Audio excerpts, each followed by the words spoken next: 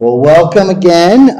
We're so glad that you all are here today, and we are blessed to have, once again, this is a returnee guest, Kim Forde-Mazrui with us. He is a professor of law at the University of Virginia, and today he's going to be talking with us about the issue of racial justice and reparations.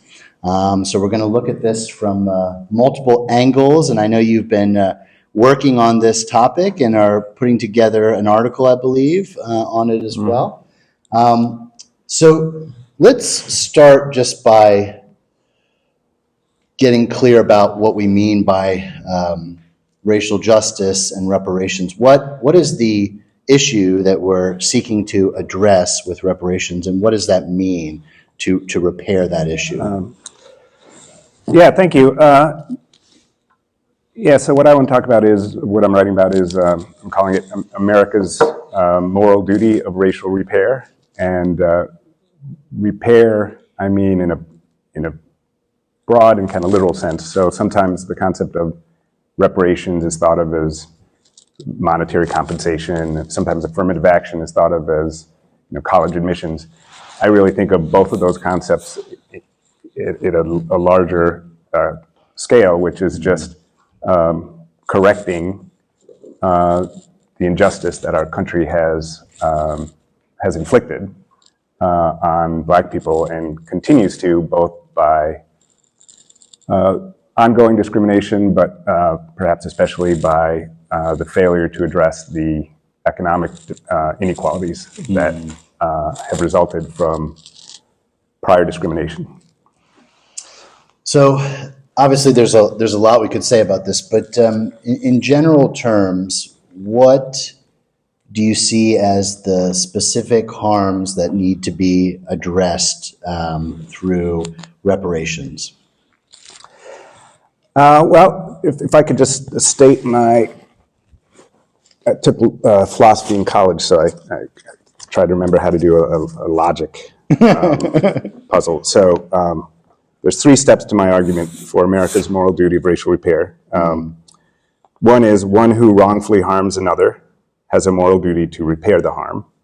And that's a concept called corrective justice, which dates back to Aristotle at least, and is widely accepted among all societies today. So that's the major premise. The minor premise is America wrongfully harmed Black people.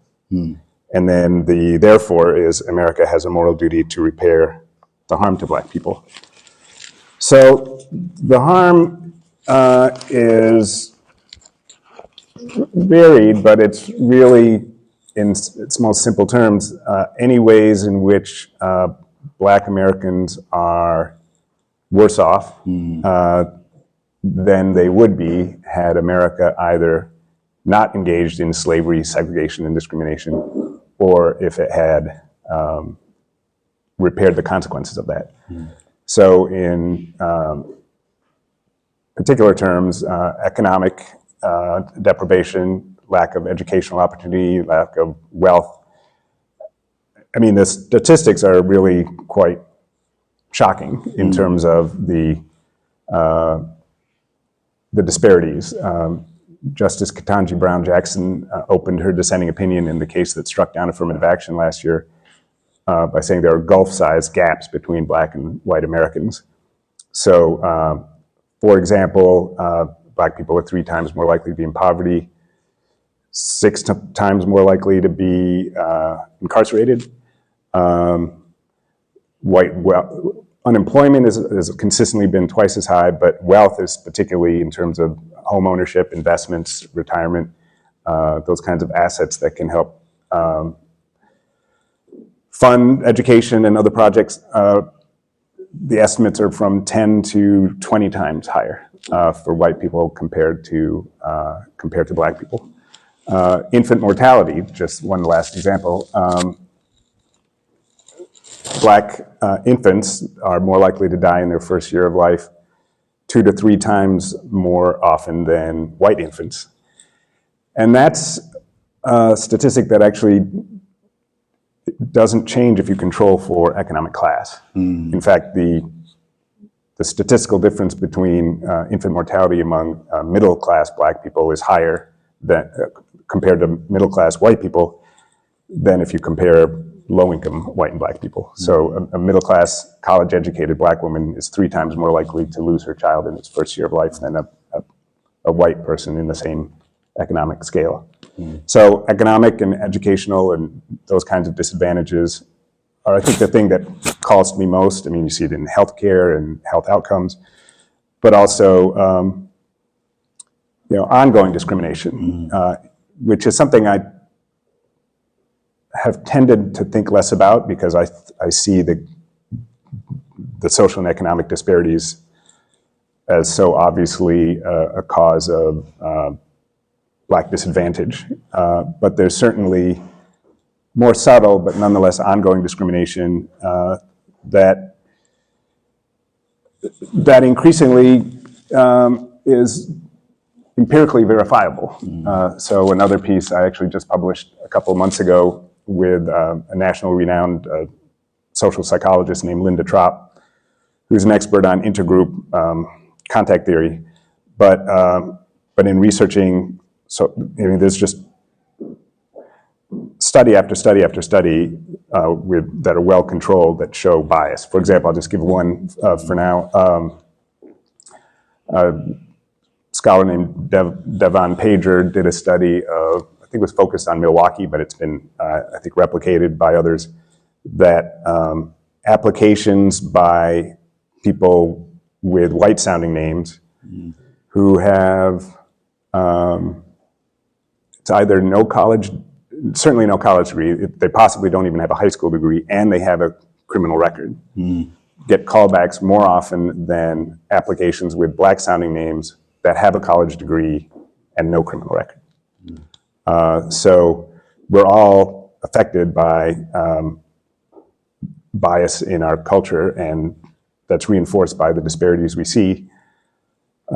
So both material inequality and ongoing kind of discriminatory bias, I think, are the 2 main ongoing harms that black Americans disproportionately experience. So could we summarize what you're saying and arguing here, Kim, by saying that if we look at the history of our country, and particularly the effects of slavery, segregation, and then ongoing forms of more subtle discrimination, that these are principal drivers of gaps that we see on average between whites and blacks in this country. And the goal of reparations then is to, controlling all these other variables, but on average to bring outcomes, life outcomes measured in a variety of ways, on average to be the same among blacks and whites. That's the ambitious goal of reparations. Is that a fair summary? Yes. Okay, all right, good. Yep, well said. All right. That's your abstract. I just wrote it there for you. So, all right, that's a big goal. So let's think about this a little bit more.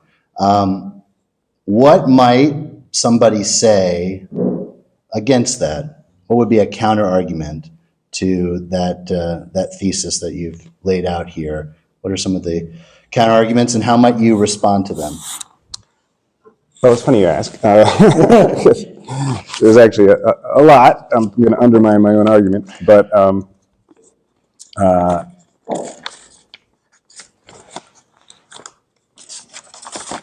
I'm visually impaired, so I print with very large fonts. You can probably read it from there. Right, that's all right. But people might say, what America, slavery and segregation was practiced at the state and local level, often by private corporations. So how can you attribute it to America as a whole? Even if you can contribute it to America as a whole, that was then, this is now. What do you mean wrongfully? It was accepted, at least to a political majority during slavery and segregation. So isn't it kind of retroactive blaming? Who are the black victims today? Some people might say, those enslaved are dead. Most people who experience segregation are dead. So one claim is that there just aren't victims today, and any disadvantage is experienced just by, in a sense, your own choices. And some people also then place responsibility on Black people for failing to take advantage of opportunities. Crime rates are higher among Black people, so people would say that that suggests that there's blame to go around. And what about the passage of time? How long is this going to go on? Don't we have to sunset? Is it two wrongs to discriminate in some sense against white people in favor of Black people? And then finally, how do you even achieve this? You know, what's the remedy? What would be effective? But also, how do you identify who should benefit? Because certainly not all Black people. I was born in another country, so I'm not a person who has experienced the intergenerational effects of discrimination. Many Black people are recent immigrants. I mean, there's still a small minority of Black people in America, but and people experience it to varying degrees.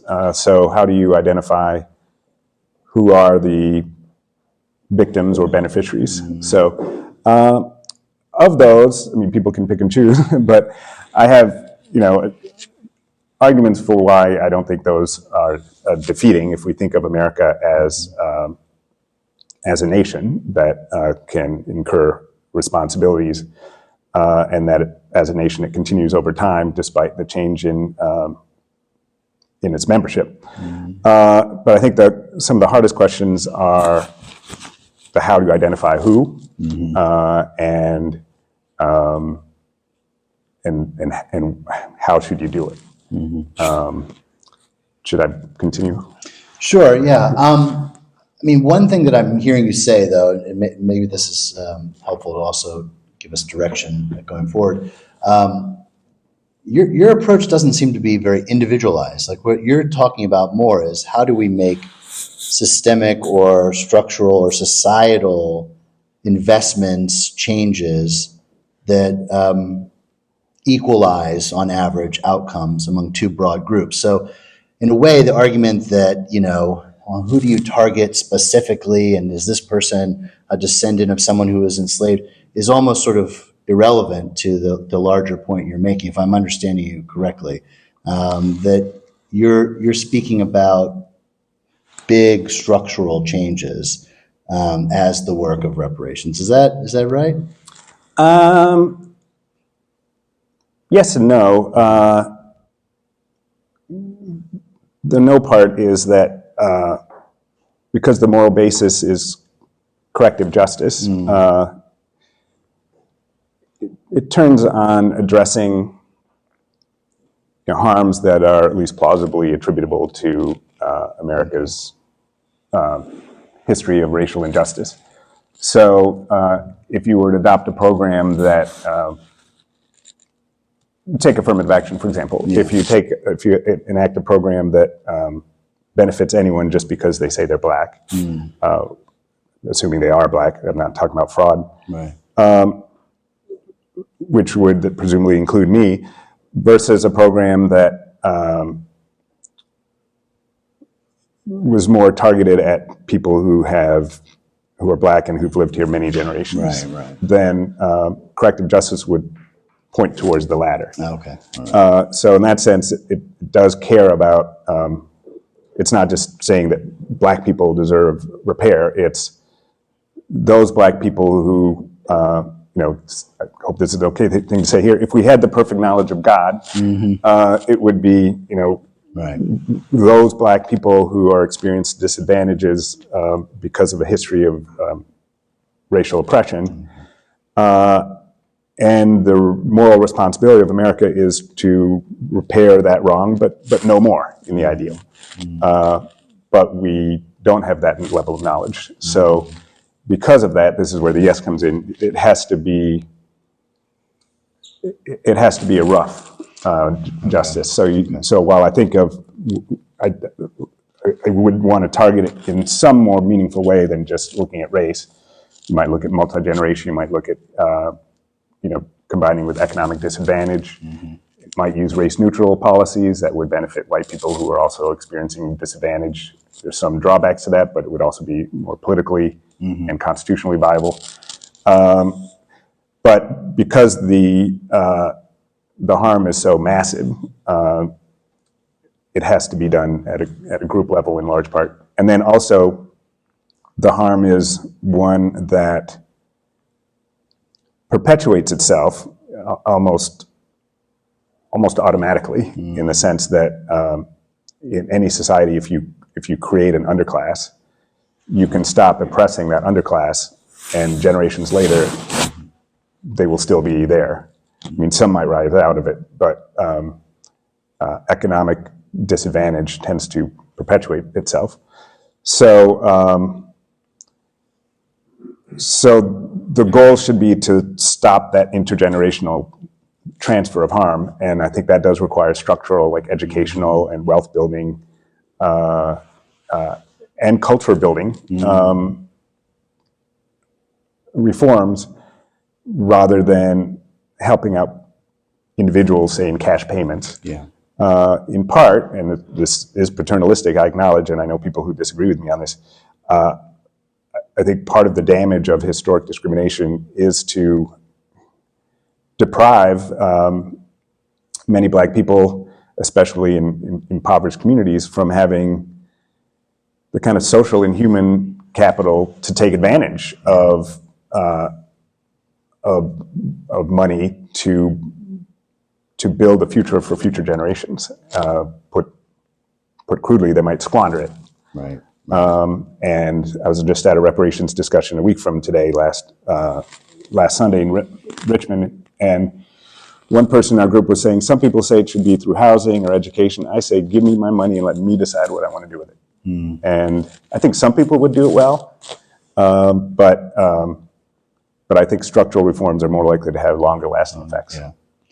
When you raise such an interesting issue that I don't think is talked about as much as it should, which is social and cultural capital, and how significant that is in ways that we don't even think about in shaping our life outcomes.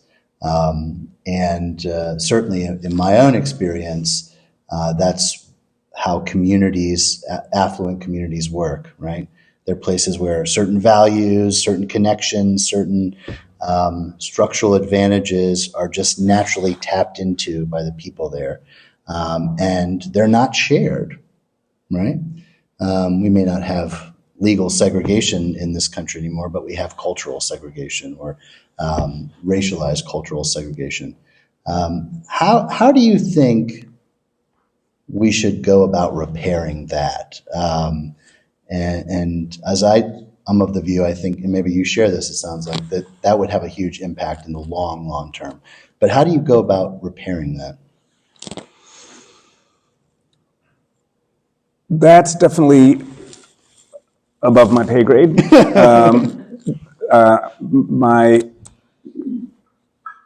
My emphasis has tended to be on moral responsibility and also constitutional law. And one of my frustrations is that the courts, especially, but also society at a political level, but to focus on the courts, is interpreting the guarantee of equality in the Constitution as mandating colorblindness, mandating ignoring race. And I have yet to read any suggestion about how you could remedy America's racial harm by not paying attention to race. So I'm trying to save the ability for the people who know the practicals more than I do to allow them to do it. But I would think that, I'm a big fan of education and wealth building. So, a lot of Black families that live in high crime, impoverished communities want their children to do well in school, but they're just faced with so much stress and distractions from the conditions of the communities they live. So investing in communities, investing in schools, so that families can take the values they have and make sure that they have, as you were saying, the resources to impart those. Religious institutions and support for that. I just read something in the news today that Black attendance at churches is going down. I don't know if that's true of other churches. But things that would promote cultural, spiritual, educational, and kind of employment and long-term wealth building. How does residential segregation play into this? And one of the things that I'm sure you've noticed is we have that in our own area here, right? If you think of the greater Charlottesville area, what impact is that having on racial justice or lack thereof? And how might we go about addressing that? I know it's sort of a practical question, but what do you think personally? Racial segregation is very significant in our society, and it contributes to the perpetuation of disadvantage and the kind of cultural separation, economic separation. It also means that to the extent we as a society are not committed to truly high quality schools for everybody, then where people live affects the kind of quality of school they can go to.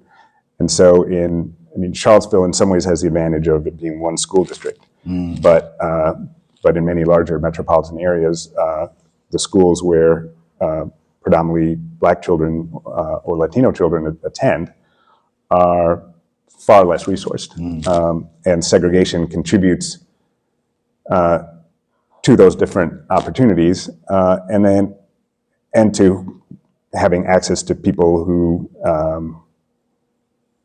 you mentioned networking earlier, and then it contributes. This is to lack of identification with those people. Part of, and this is true of class segregation as well. That when people live separate from each other, then we inevitably tend to have kind of stereotypical views of them. We don't identify with them as part of our community, they're them. And so we're not as motivated to invest in those communities. They're seen as, as other. Yeah. And so I'm a big believer in integration. In some ways, that's been a part of the hope of integration was that not only that it would enable Black children to attend better schools, the phrase green follows white, where the white kids are is where the good schools are going to be, but that it would enable Black and white people to get to know each other better. And I believe in that. But again, promoting residential segregation and educational integration, residential integration. Yeah. But again, the courts make that difficult. There was a case that went up to the Supreme Court in 2007 that involved Seattle public schools and Jefferson County, Kentucky public schools. And both had developed ways of integrating the schools. Because of residential segregation, the schools weren't naturally integrated. And so they had factors to determine which schools children would go to, and one of the determinants was what's the racial makeup of the school. So I think in Jefferson County, for example, I think roughly 25% of the county was Black. But again, because of segregation, they would go to different schools. Right. So they changed it, so they wanted every school to be between 15% and 35% Black. And so it was typically not a factor.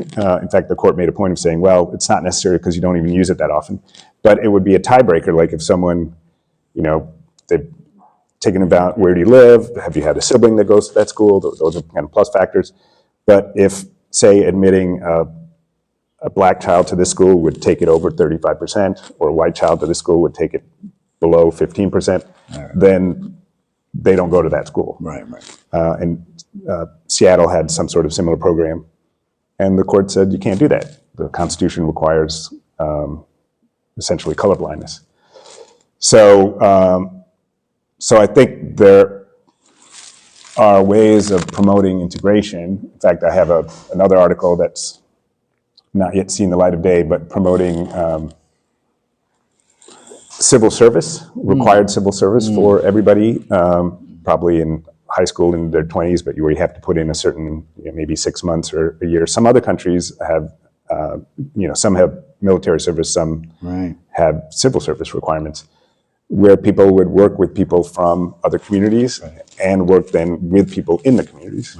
And that would promote at least a period of time when people are working with people from other racial, religious, economic, cultural backgrounds under conditions that tend to foster cross-group empathy and understanding, because the conditions for integration to promote cross-racial understanding and break down stereotypes, it's not enough just to be interacting with each other. Under the wrong conditions, that can make things worse. So imagine that, black prisoners and white guards. That's not an interaction that promotes. So the science suggests that you should have equal status in the context and be cooperating towards shared goals. And so I think some sort of national civil service could help to promote that. So that's a practical idea, and I just hope the courts would allow it. In some ways, the military is often one of the most diverse places in a society, right? It's bringing people from lots of different. I was thinking a little bit as you were talking about. I think in Israel, most people are required to serve in the military for a couple of years, and it's one of those places where you meet people in your country from all over in different backgrounds. All right. Well, one more question, and then we'll open it up to the group. So the last thing is then how do you bring this stuff about in a practical sense, political sense, right? You alluded to this a little bit earlier, but what needs to happen politically, given the constitutional constraints, or at least the way the Constitution is being interpreted by the Supreme Court? Given those constraints, what would have to happen politically for us to make progress in this direction? Well, I mean, Long.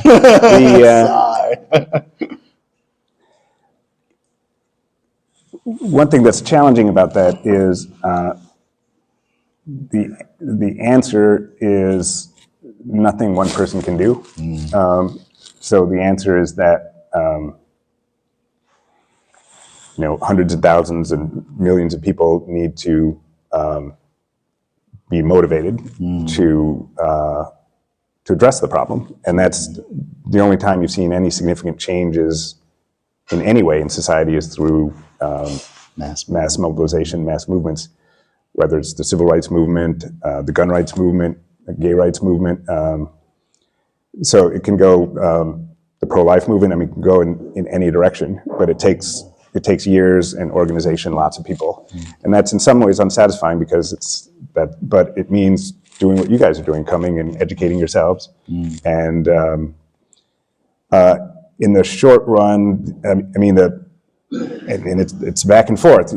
After the killing of George Floyd, there was significant movement in the country towards reparative understanding of things, but you now also see a backlash to that in many states, where DEI has become a pejorative.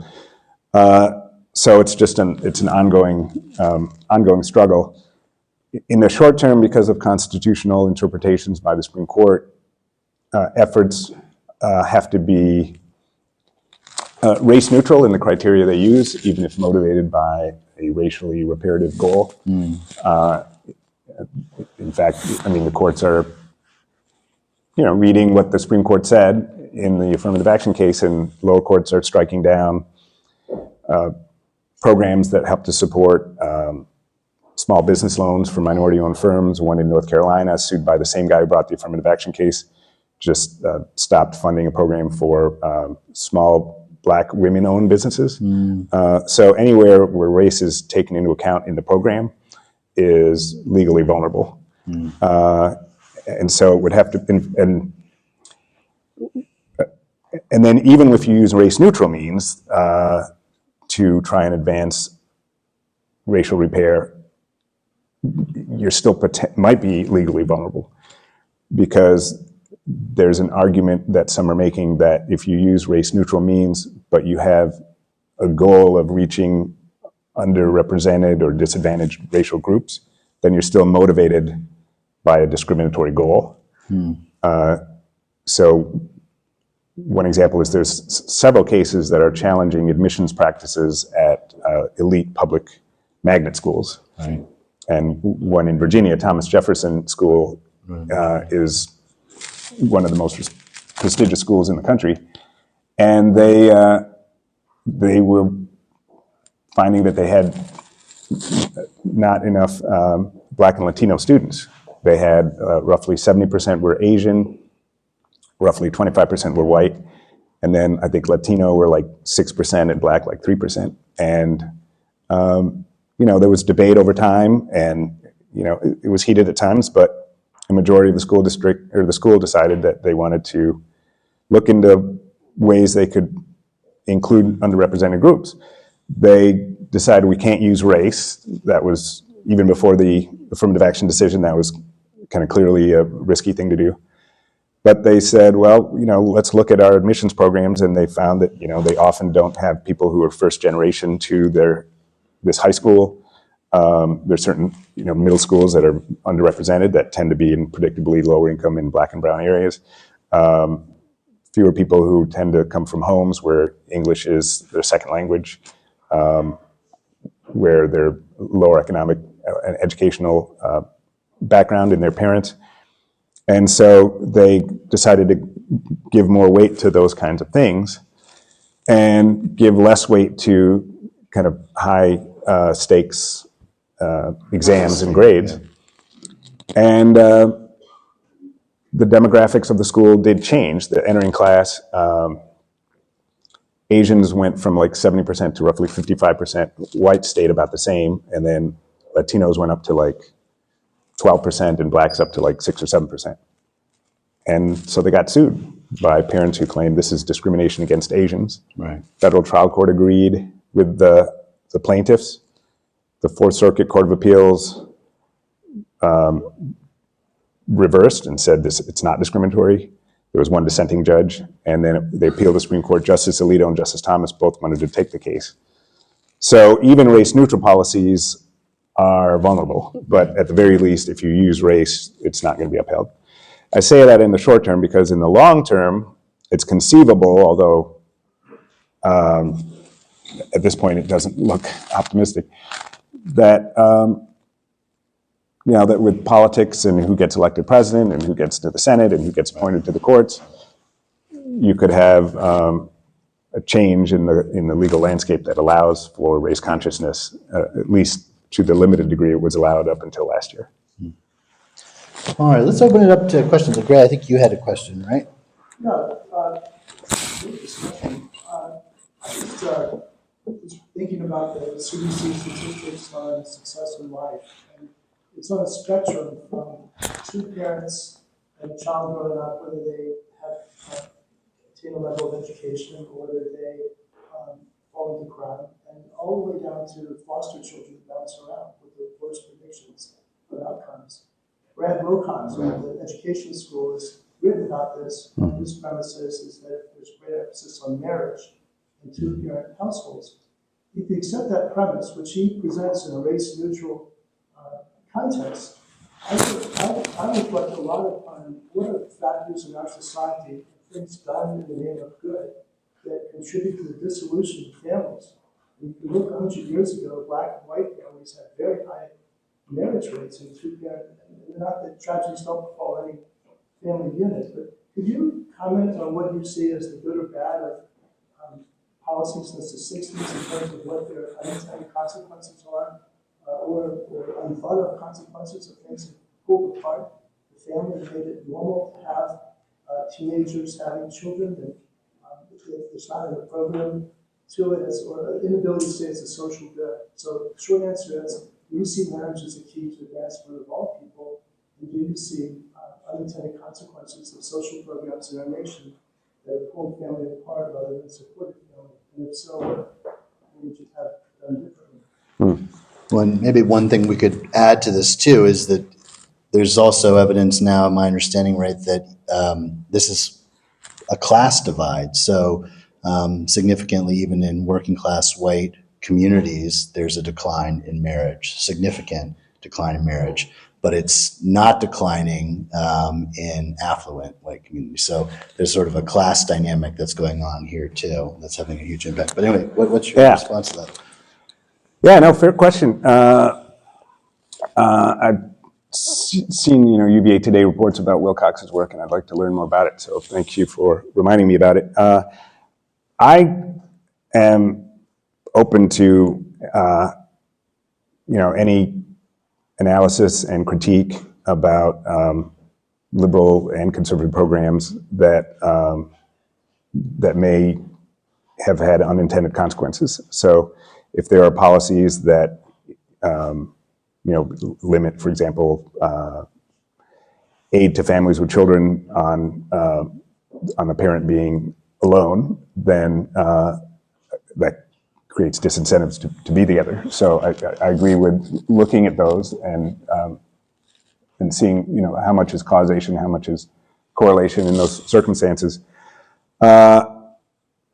In terms of kind of family breakdown, it has been breaking down across other families. All races. And interestingly, it's true that black children are significantly more likely to be born outside of marriage than white children.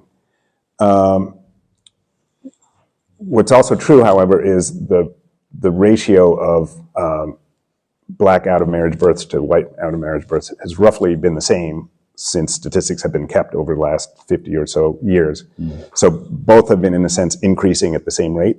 If you go back to, say, 1950, it might have been 5% of white families and 20% of black families, where now it might be 20% of white families and 70% of black families or something. But the ratio is roughly the same, which suggests that whatever cultural and economic forces are increasing that trend are, in a sense, affecting both groups at the same rate. I also don't know that marriage itself, and I'm not saying you were saying this, it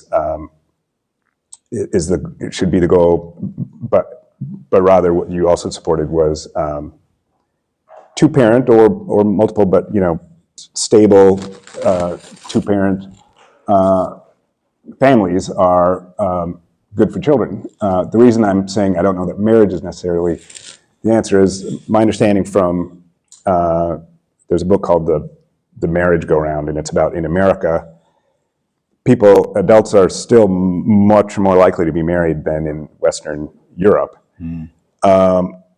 But children in America are much less likely to grow up with both their parents. So you have more stable families for children in Europe, even though you have lower rates of marriage. So I think what's best for the children is more the stable two-parent families. There's also causes of family breakdown that are, economic related. For example, a colleague of mine at Stanford, Richard Banks, wrote a book called "Is Marriage for White People?" And his analysis suggests that while it's true the more you go up the wealth, you tend to get more marriage rates. That's less true with black families, where with black families it starts to go up and then it kind of plateaus, whereas with white families it kind of keeps going up. And his analysis suggests that part of it is the imbalance between kind of eligible black fathers or black men and black women, and part of that's a consequence of historic and current economic forces that that divert black men without excusing their choices, but they're also influenced by factors from becoming as educated and productive people. At the law school at UVA, for example, we have like 3 times more black women admitted than black men. And so when you have an imbalance, then as someone who's been married 34 years, I don't think of marriage as a market. I think of it as just something I'm lucky to have. But the dynamics is then when there's more black women to black men, then black men have less of an incentive to get married because they don't need to be in a relationship.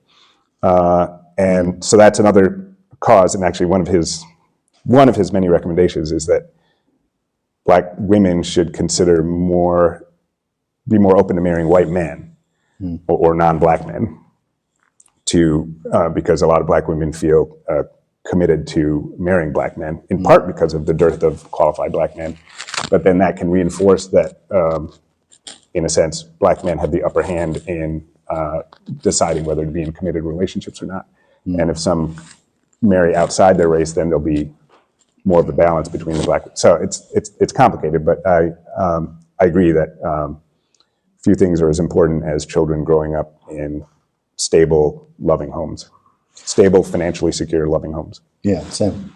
I'd like to propose that we bring it back to reparations.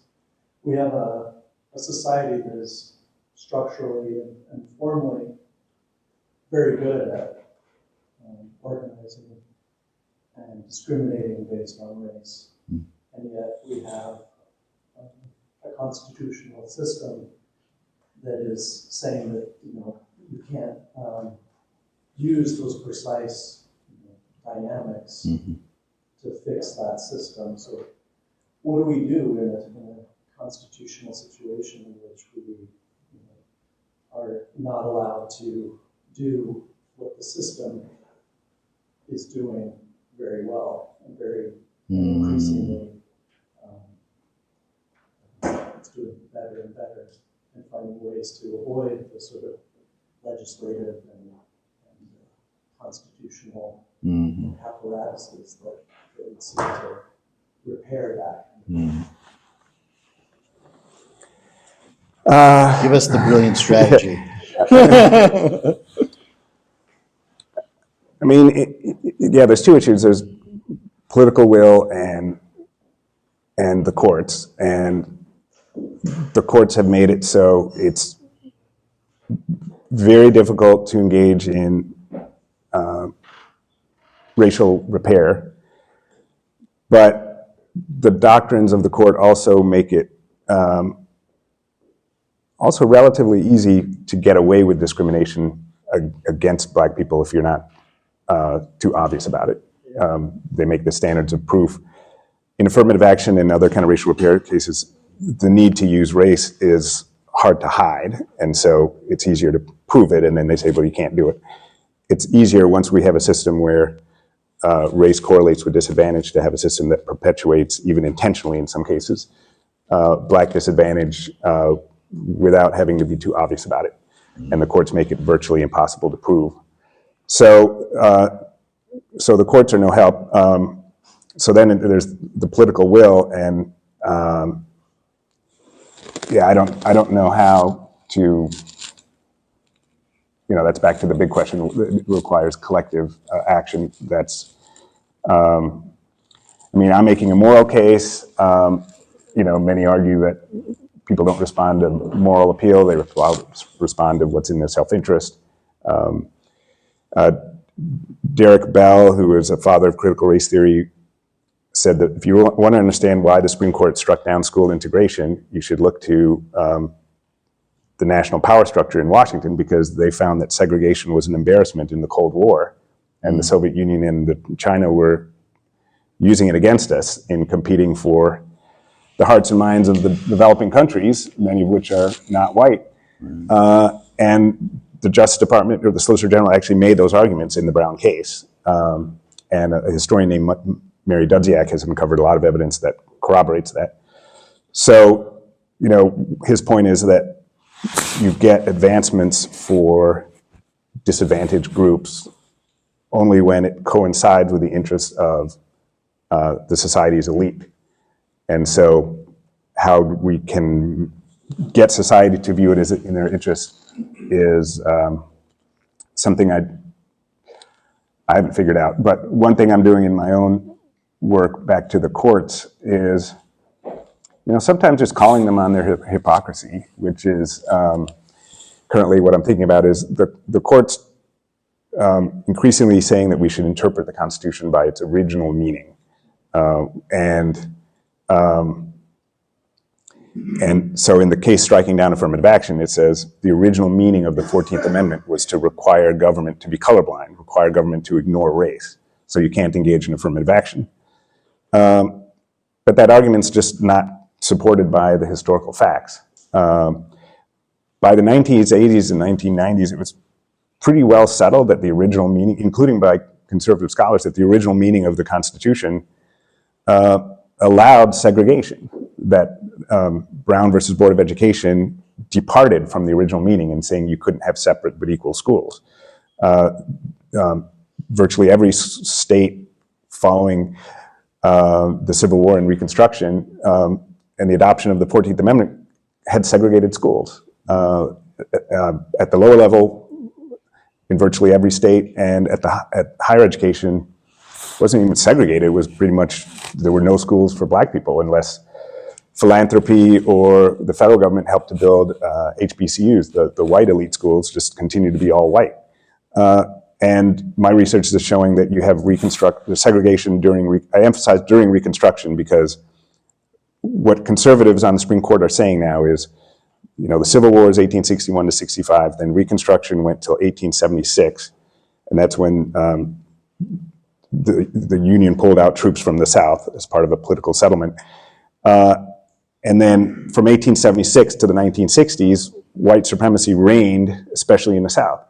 And so the argument that Justice Thomas and the like are saying on the Supreme Court is segregation violated the original meaning of the Constitution. And so what happened is Reconstruction, the way they say what did it mean is, how do they determine what the Constitution means is they look to, one of the things they do is they look to, well, what did states do in response to the constitutional amendment? So when they struck down abortion rights last year, they said in 1868, when the 14th Amendment was adopted, most states prohibited abortion, and they continue to do so. In the gun rights case, most states allowed certain gun rights. And Justice Thomas agrees that that's the way to do it. But they just play fast and loose with the history and act as if during Reconstruction, when there was significant black political participation in the South between the late 1860s and the mid 1870s, that's when everyone was colorblind. And then when the white supremacists, engaged in redemption and took power and prevented blacks from voting from 1870s to the 1960s, they were operating in violation of the original meaning of the Constitution. Well, in Reconstruction, race consciousness in law was common in schools, higher education, lower education. I've mentioned most states, North and South, banned interracial marriage. In fact, that was kind of considered a deal. Like the 14th Amendment, mentions all sorts of things. It doesn't mention education or schooling. That was intentional. If they were going to get the North to support the Republican platform of 1866 and 1868, they had to promise this is not going to touch marriage and it's not going to touch education. And then blacks didn't serve in militia in the states, especially in the South, until after the Civil War. So the fact that they were black militia during Reconstruction wasn't a holdover. They were created during Reconstruction. In fact, they were preferred at fighting the KKK because the white militia were sometimes infiltrated by KKK members. So North and South, they created black militia. The federal government, which had just fought to end slavery and produced the 14th Amendment, bought Arlington Cemetery in 1864, interestingly enough, from Robert E. Lee, and created colored sections for colored troops to honor them. They just served the country. They weren't kind of being mean-spirited about it. People just thought that was custom, we segregate. hospitals, asylums, orphanages, poorhouses, maternity wards. There was just, the Freedmen's Bureau built black schools. So this idea that the 14th Amendment mandated colorblindness is just not supported by the original history, and conservatives are on the courts are just lying about that. I mean, maybe that's too strong a word, but yeah, I mean, Justice Thomas and Scalia. Ill-informed, we'll say ill-informed. Yeah, we're on the court for 25 years addressing affirmative action after affirmative action, just saying original meaning colorblindness, original meaning colorblindness. They have the smartest clerks in the country. They have all these amicus briefs that are filed by wealthy organizations. And until last year, neither ever made an originalist argument that went beyond the statement. And then his argument is just, it's so disingenuous, don't get me started. So it sounds like, Kim, maybe then to sum up, I mean, this is the kind of thing that would potentially require even constitutional amendments to be very clear about what it is we're trying to achieve as a society, just given how contentious the interpretation of the 14th Amendment is, or even the sort of original spirit of the Constitution. Is that a fair? Yeah, but that's even harder than changing the composition of the Supreme Court. How you get there is a different story, but all right. Well, we've come to the end of our time. Thank you, Kim, for being with us and for this discussion. And I'm sure you'd love to follow up with people if they have additional questions. Sure. I really appreciate your having me, and I really respect the speaker series you have. It's really an impressive educational and community event. So thank you for including me. Go in peace to love and serve the Lord. Thanks be to God.